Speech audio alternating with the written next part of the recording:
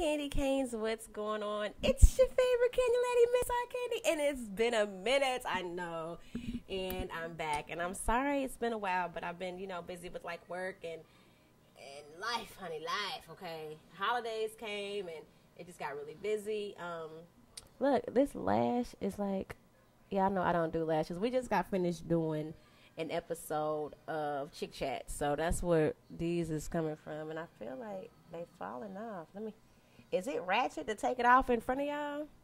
I probably will. If I'm watching myself and they start bothering me and I'm just peeling, don't judge me, okay? I'm not the big glamour girl. I'm really a chill girl, so I'm ready to take all of this off, but I'm kind of cute, so I was like, let me go ahead and do this review instead of stripping down and doing it. But it's been a minute, and I'm back, and I am doing the review for Whitney's movie, Lifetime movie, directed by Angela Basset and starring YaYa DaCosta, is that how you say it?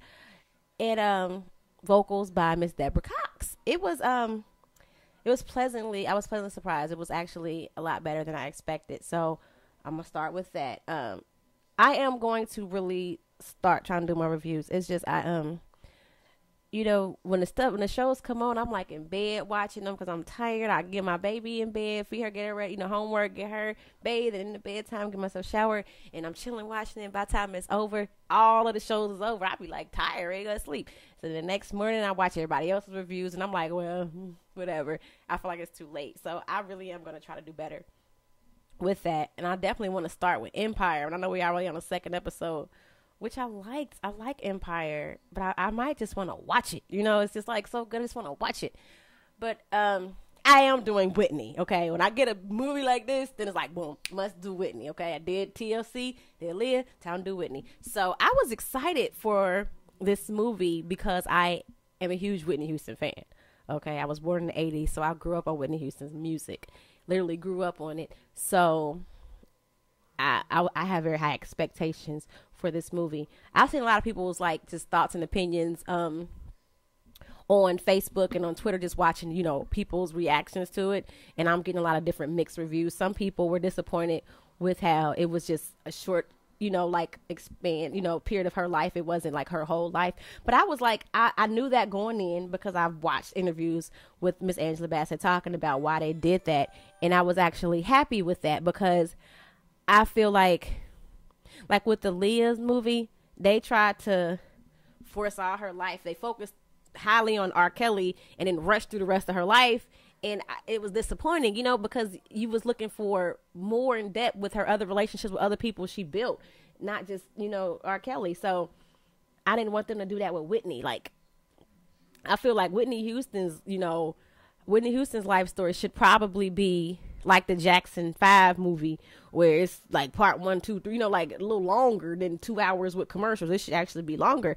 So I was happy that they focused on a certain period and really tried to execute that well. My thoughts and opinions. I liked it. I thought it was good. Deborah Cox vocals. Yes, ma'am. Okay. Deborah Cox did the vocals for Whitney Houston because they didn't have the rights to Whitney's voice. Her family wouldn't release her vocals for the movie because they did not want the movie to be done. I love Deborah Cox. Deborah Cox missed Nobody's Supposed to Be Here. We Can't Be Friends because I'm still in love with you, Deborah Cox. We can't be. Yeah, that Deborah Cox, I love Deborah. But I was afraid because ain't nobody Whitney Houston. Okay, don't try to do Whitney because it just ain't gonna happen. However, I was very surprised and I was very happy. Like as I'm watching the movie and I'm listening to Deborah's voice as I'm watching YaYa lip sing and be Whitney, I'm like, yes, Deborah. There was some moments where I was like, okay, that wasn't Whitney, that was Deborah. But for the most part, she did a really good job doing Whitney, channeling Whitney and giving me them Whitney runs and them big Whitney notes. Like she did a really good job. I was very, very happy with it. And I was like, yes. And I feel like, Deborah Cox, if this is not Deborah Cox, you got a window right now to push the album out. Give us a good album. Boom. Come back, girl, because you just showed us that you can sing like Whitney. Like, you did a really good job. So, y'all been sleeping on Deborah Cox. Deborah Cox, for me, I haven't been sleeping on you, but you've been gone for a minute. Now you're back. This is your moment to shine. My thing is, I've been seeing a lot of interviews with Angela Basset. I haven't really seen a lot of interviews with YaYa or, the other actors in the movie, but definitely Deborah Cox. I would like Deborah Cox to do some interviews and be like, yeah, I got an album coming out tomorrow. I want you guys to check it out. Like, go, Deborah, go, for real, because you did that. Seriously.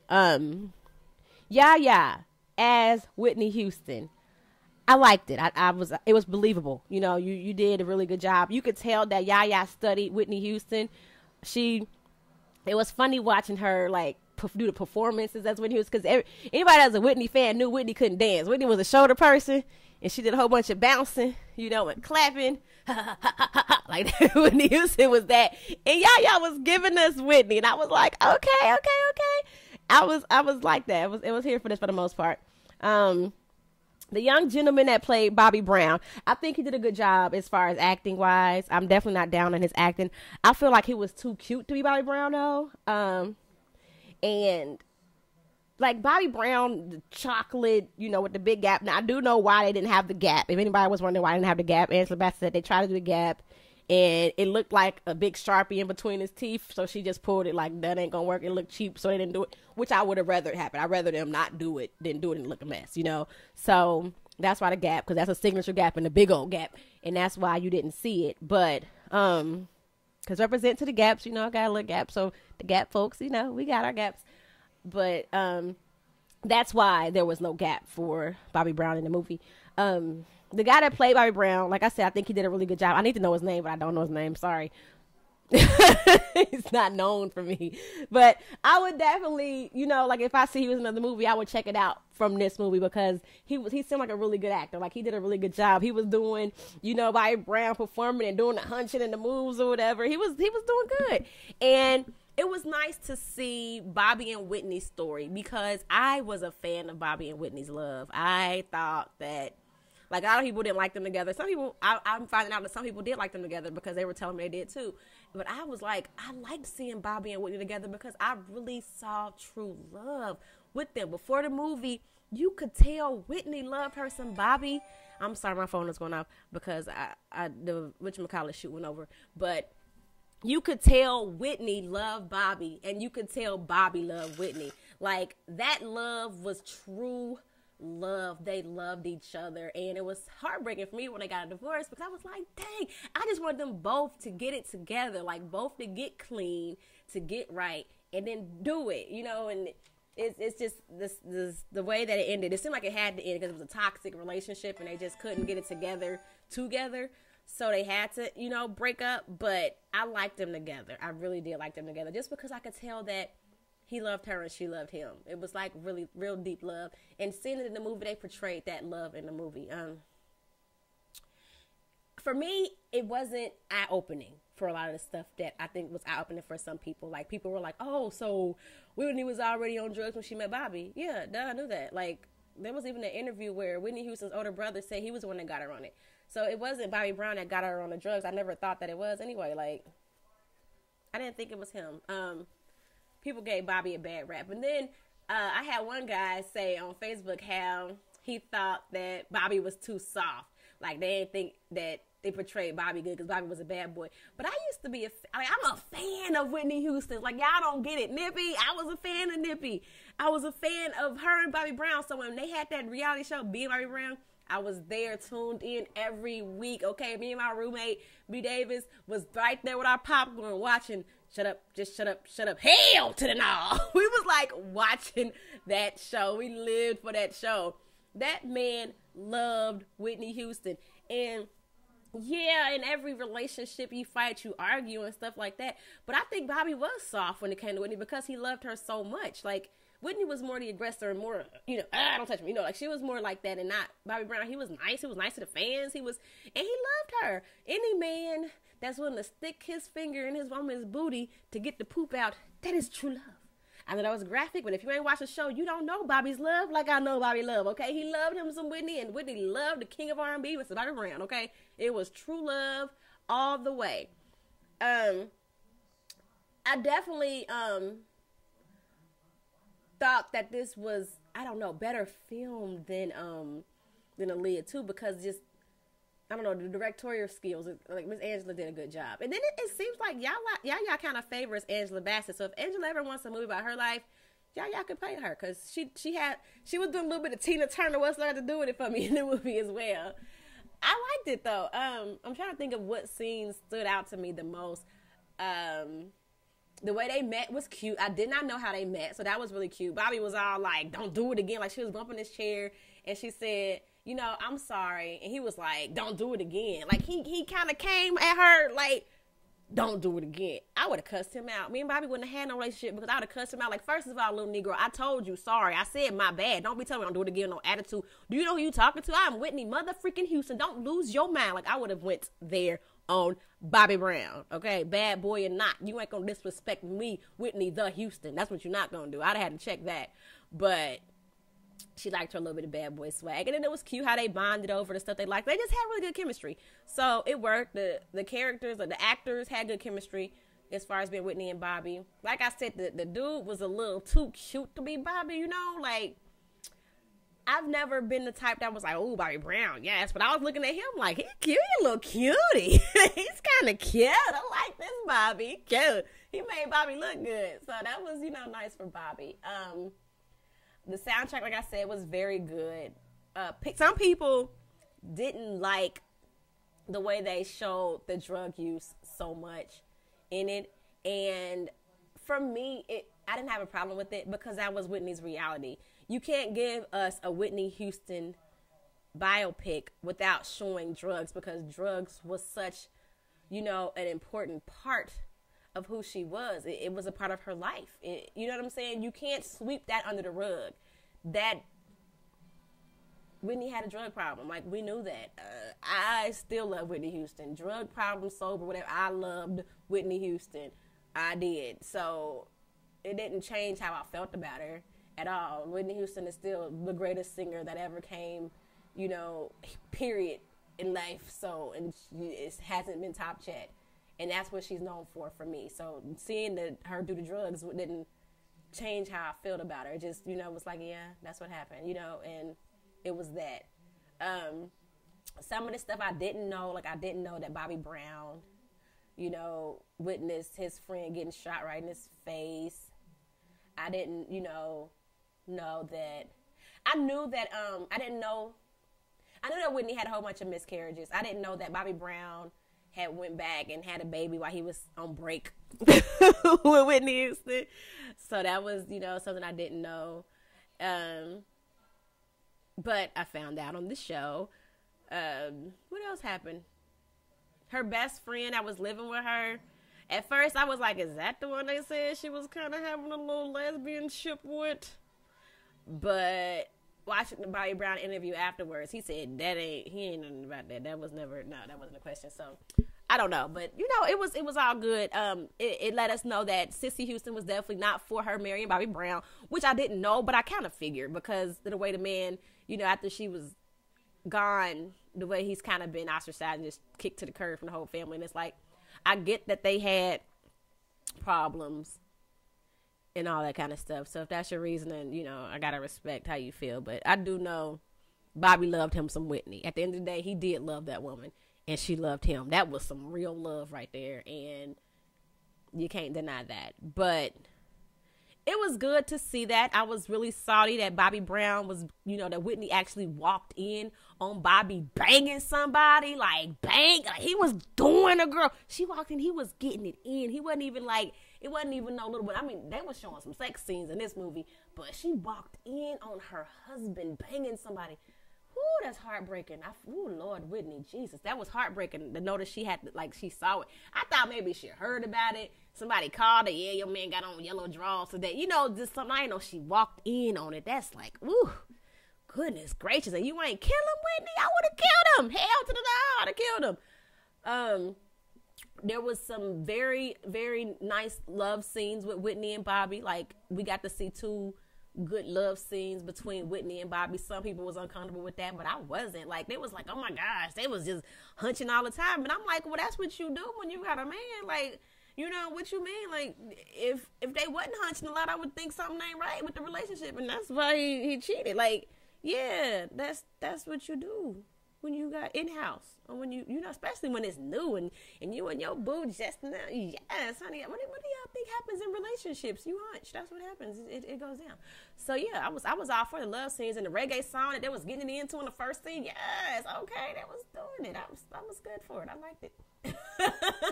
Guess my inner freak was like, yes, okay, yes, Whitney, yes, Bobby, go in, baby.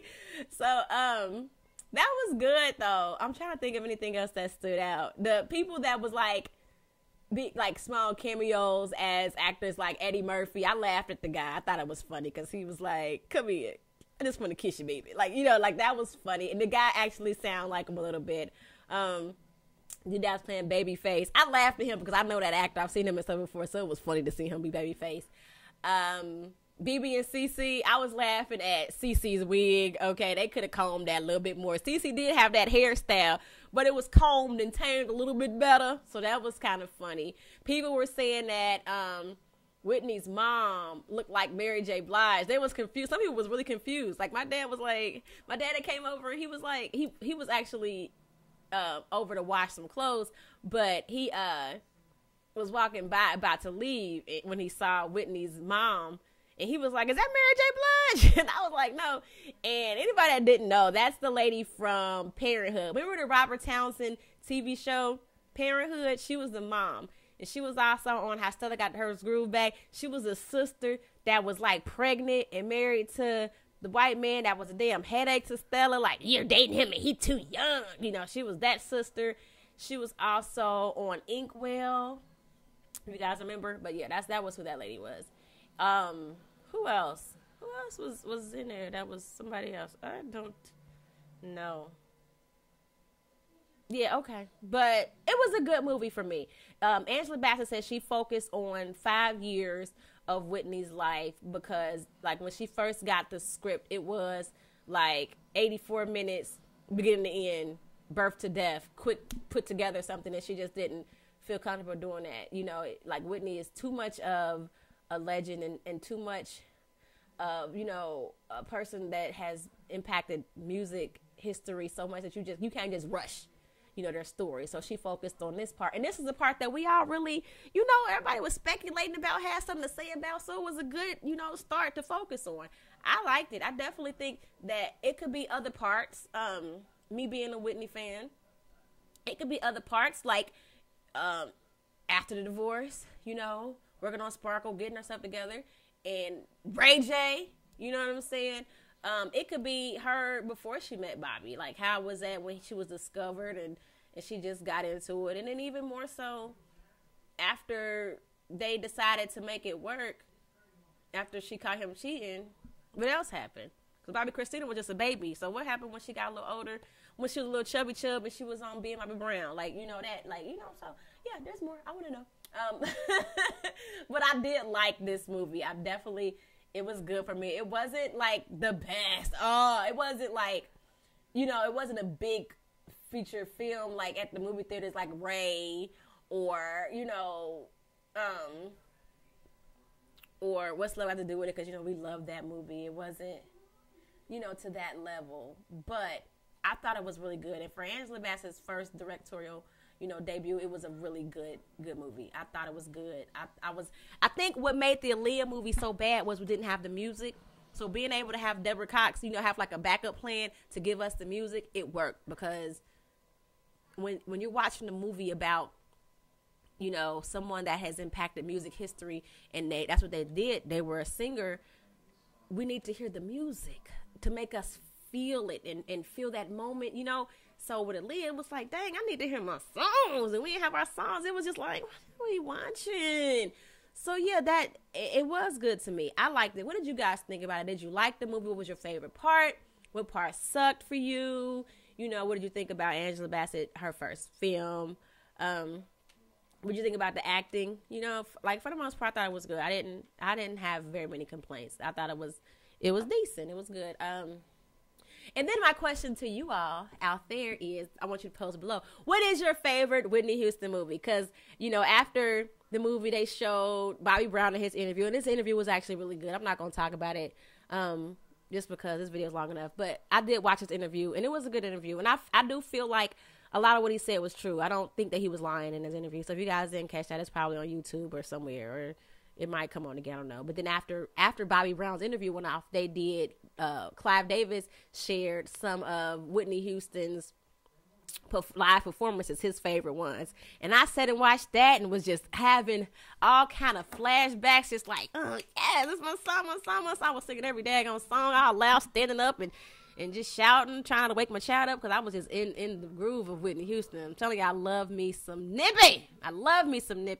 And they didn't have my favorite Whitney Houston song on there, but I mean, when it comes to Whitney Houston, like, you just can't go wrong with majority of the songs in general. Like, who don't know all the songs? I do, but my favorite Whitney Houston song is Saving All My Love for You. I know it's about being a ratchet side chick, but that song is just so great, honey. Like, and it's just so human. I love that song. It was funny because when I was a kid, I used to sing and I know what I was talking about. Then when I got older, I was like, this song is for the sad chicks. But I still love it. I can't stop liking that song. It's just my joint. So, what is your favorite Whitney Houston song, and what do you guys think about the movie? So type below. And thanks for watching.